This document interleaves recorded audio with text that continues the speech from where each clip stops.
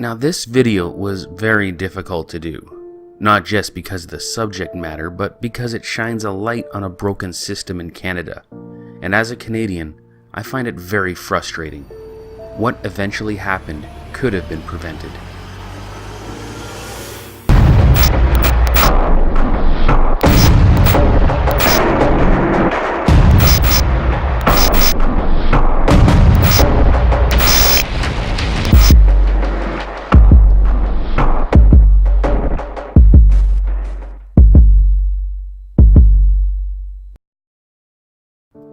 Meet Andrew Bagby. While he was in his third year at Memorial University in Newfoundland, Canada, studying to become a physician, he met this woman, Shirley Turner. After Andrew graduated, he moved to Syracuse to start a surgical residency. Andrew and Shirley tried to maintain a long-distance relationship, but seeing as he was in Syracuse and she moved to Iowa to work for the Trimark Physicians Corporation, it wasn't easy. In 2001, Andrew moved to Latrobe, Pennsylvania, as he wasn't happy working as a surgeon.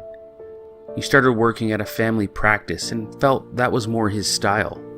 Since he was a friendly, easygoing person, he was able to interact with his patients. Shirley, on the other hand, started to display a more possessive behavior towards Andrew and harassed him over the phone on a few occasions. On November 3, 2001, at the Arnold Palmer Regional Airport, just before Shirley would fly back to Iowa after her visit, Andrew ended the relationship. The next day, Shirley called Andrew several times and she eventually decided to get in her car and drive the 16 hours to see him. Early morning on December 5, 2001, she went to Andrew's home and asked if they could talk later that day. When Andrew went to work, he told his supervisor, Dr. Clark Simpson, about the encounter. Against Dr. Simpson's advice, Andrew went to meet with Shirley. Andrew did say that he would visit Simpson's house after he talked with Shirley. However, he would never show up. Andrew was found the next day at Keystone State Park. He was shot in the face, chest, buttocks, and back of the head with .22 caliber bullets. The police were informed by Simpson as well as others that Andrew was going to meet with Shirley, and that was the last they heard or seen from him. Now Shirley was questioned, but she claims that she was sick in bed, so there was no way she could make that trip. It didn't take long for investigators to find evidence of the contrary. It seems that Shirley was making cell phone calls while she was on the road, so they could see what towers her phone connected to.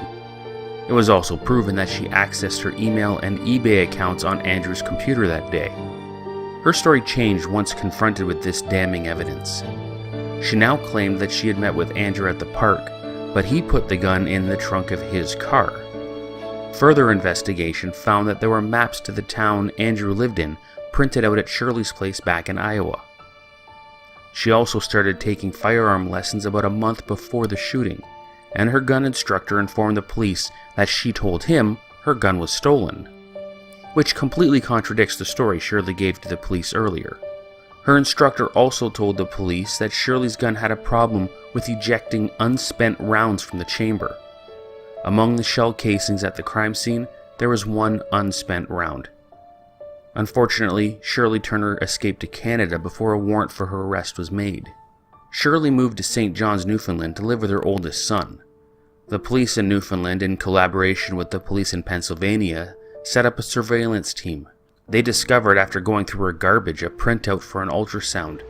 Shirley was pregnant with Andrew's baby. Now this is where everything gets crazy. There is no other way to explain it. Shirley is now the main suspect in the murder of Andrew Bagby, but it was on American soil, and Shirley was a Canadian. An extradition process was started, but in the meantime Shirley, with the help of her psychiatrist, was able to post the $75,000 bail and walk free. Andrew's parents, David and Kathleen, hear the news of the pregnancy and move to St. John's, Newfoundland, in hopes to gain custody of the baby. Zachary was born on July 18, 2002. Shirley was concerned that the Bagbys would kidnap her child, so she denied them access.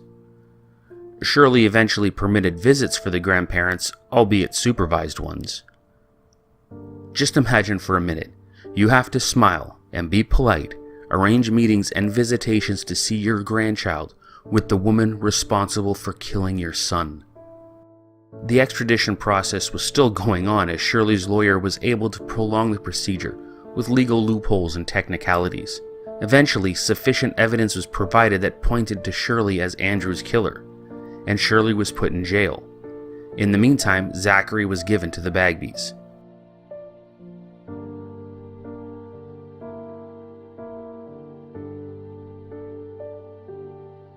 While Shirley was in jail, she wrote to a judge for advice. Normally you wouldn't do that, but Shirley wasn't a normal person. This judge, Gail Welsh, and I'm not making this up, I honestly wish I was, but this judge felt that Shirley didn't pose a threat to society in general.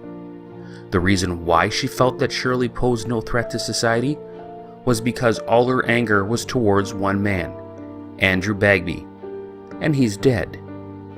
That's right, Shirley isn't a threat to other people because she killed the one person she was angry with. That was a judge's actual reasoning for releasing Shirley Turner. It worked.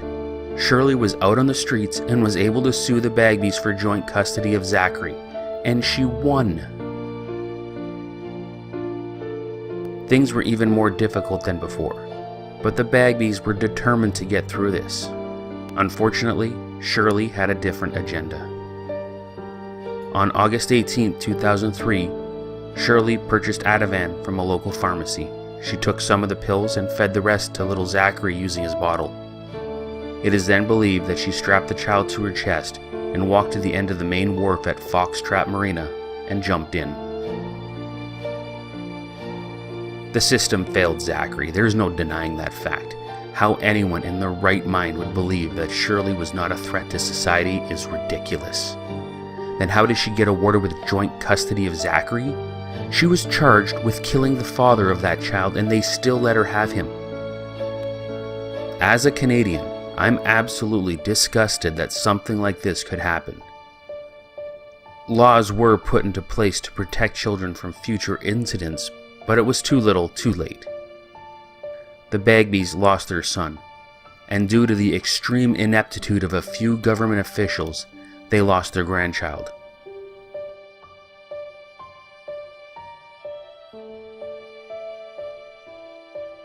Shirley should have been extradited immediately back to America so she could face the murder charge. If you are interested in hearing a more detailed version of this story, watch the documentary Dear Zachary. It will give you more insight to the many flaws of the child care system in Canada. My name is Rick, and thank you so much for watching.